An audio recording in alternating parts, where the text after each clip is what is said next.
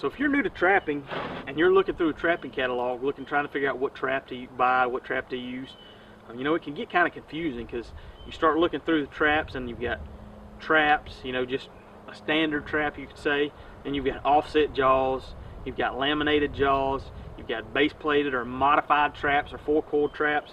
So what the heck does all that mean? Well, for starters, you know what, a typical, most coil spring traps, and there's a difference between coil spring and long spring traps. You know, your coil spring traps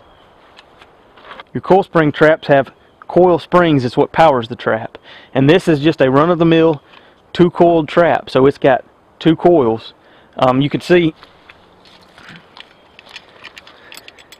this is also a two-coiled trap, but it's got the ability to add two more coils to it to make it a four-coiled trap. And so four-coiled trap just means there's going to be one more set of coil springs here on the off jaw or on the loose jaw, under the loose jaw. Four coil traps just give it more power. In most cases, two coil traps, especially if you're trapping in the South, in most cases, two coil traps are going to be just fine. There's no issue with that. So what about modified traps and offset jaws and cast jaws, and what does that mean? Well, for starters, you've got just your standard. You know, a standard, this is a Duke 1.5 coil spring trap, and that's just, you know, your average run-of-the-mill everyday, especially a coon trap, and the jaws come together. It's just a single layer on the jaws, and would be a standard style trap. So, and I would say also it's not base plated.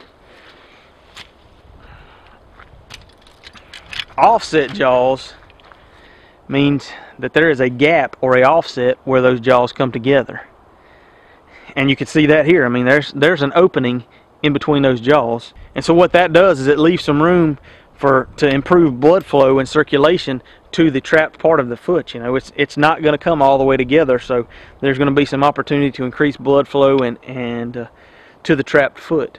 Then you've also got a lamination or laminated jaws. And these MB550s, well, these are what you would call cast jaws. These are cast, not stamped. But what that means is, so the jaws on this MB550 are cast. But what that means, these are built like a lamination, in that the jaws are wider. The face of the jaw, where that actually holds the animal, meets the animal's foot, is wider than a typical trap that just has a single.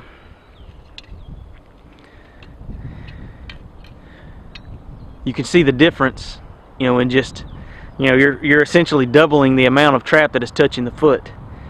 And what that does is that disperses the pressure that is put on the trapped foot. So that's going to give you more pressure, and hopefully, along with the offset, increase the blood flow and the circulation to that foot, put less of a strain on the portion of the foot that is trapped.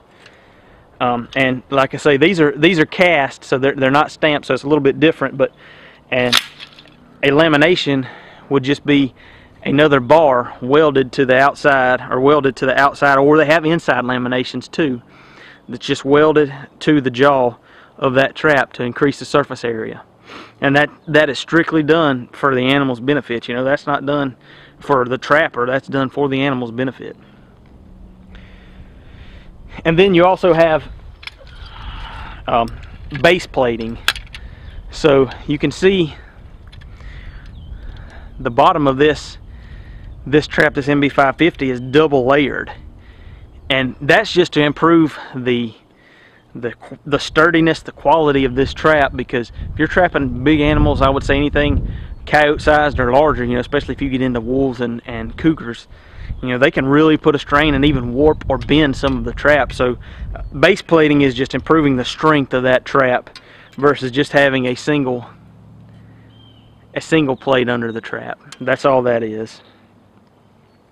Some other options that you may hear about are on traps is a night latch.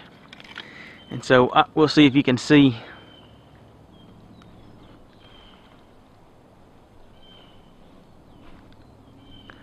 See the little groove that's on the tip of that trap? That's what's referred to as a night latch. And the purpose of that is that's what locks into the pan. and that lets the trapper know when that trap is set at its optimum location, where the next thing that's going to happen is the pan's going to fire. So it's called a night latch because if you're setting the trap at night, you can listen for the click. The click, and that means that trap is ready to set. That is right where it's supposed to be. The next step is that trap firing. And then you may hear trappers talk about a D-ring and a center swivel, and typically that's added with a base plate. And you can see this is your D-ring, and that means that and center swiveled is just that the trap is swiveled, it's anchored in the center, versus some of the older or other style traps where the trap is anchored on one of the corners.